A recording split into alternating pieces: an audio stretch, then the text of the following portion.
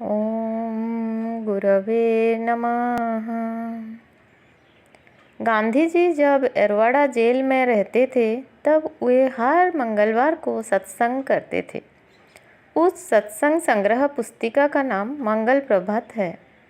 मंगल प्रभात पुस्तिका के पठन क्रम में आज मैं चैप्टर 7 अभय के बारे में पठन करूंगी।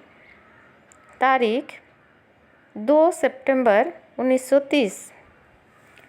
अभय। इसकी गिनती गीता जी के 16वें अध्याय में दैवी संपत्ति का जिक्र करते हुए भगवान ने प्रथम की है। यह श्लोक की रचना की सुविधा के लिए है या अभय का पहला स्थान होना चाहिए इसलिए है, इस बहस में मैं यहाँ नहीं उतरूँगा। ऐसा निर्णय करने की मुझ में लियाकत भी नहीं। मेरी राय में अभय को सहज ही पहला स्थान मिला हो तो भी यह उसके लायक ही है। बिना अभय के दूसरी संपत्ति नहीं मिलेंगी।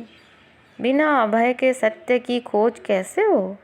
बिना अभय के अहिंसा का पालन कैसे हो? हरि का मार्ग सूर का मार्ग है, उसमें कायर का काम नहीं। सत्य ही हरि, वही राम, वही नारायण, वही वासुदेव है। कायर यानी डरा हुआ बुज़दिल, सूर यानी भय से मुक्त, तलवार वगैरह से लेस नहीं। तलवार बहादुर की निशानी नहीं है, वह डरपोक की निशानी है।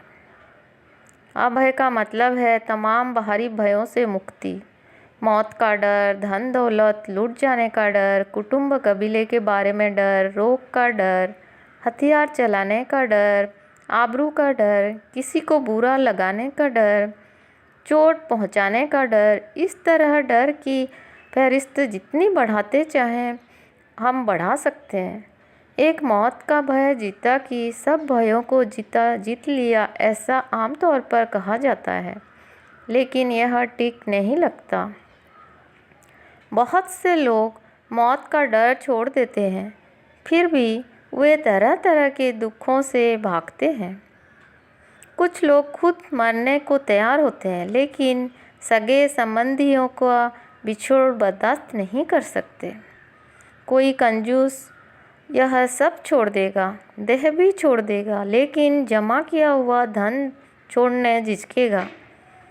कोई आदमी अपनी मानी हुई इज्जत आबरू बनाए रखने के लिए बहुत कुछ स्व सफेद करने को तैयार हो जाएगा और करेगा। कोई जगत की निंदा के भय से सीधी राह जानते हुए भी उसे पकड़ते हिचकिचाएगा। सत्य की खोज करने वाले को इन सब भयों को छोड़े सिवा चारा नहीं। हरिश्चंद्र की तरह बर्बाद होने की उसकी तैयारी होनी चाहिए। हरिश्चंद्र की कथा भले ही मनगढ़ंत हो, लेकिन उसमें सब आत्मार्थियों, आत्मा का कल्याण चाहने वाले का अनुभव भरा हुआ है। इसीलिए उस कथा की कीमत किसी तारीखी कथा से अनंत गुनी ज़्यादा है और हम सबको उसे अपने पास रखना चाहिए और उस पर गौर करना चाहिए। अभय व्रत का पूरी तरह पालन करना लगभग नामुमकिन है। तमाम भयों से मुक्ति तो वही मनुष्य पा सकता है जिसे आत्मा के दर्शन हुए हो। अभय अमूर्छ दशा का आखिरी हद है।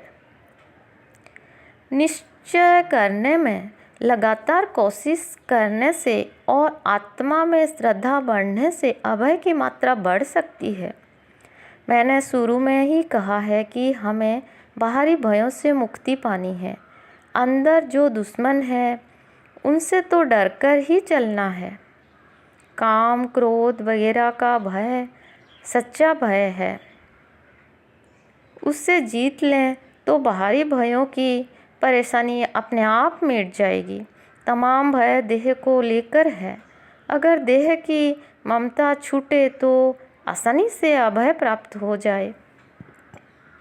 इस तरह सोचते हुए हम देखेंगे कि तमाम भय हमारी ख्याली पैदावार है। पैसे में से, कुटुंब में से, शरीर में से मेरापन हम निकाल दें तो भय को कहाँ रह जाता है। तेन त्यकेन भुञ्जीथा, उससे तज कर भोगे। यह रामबाण वचन है।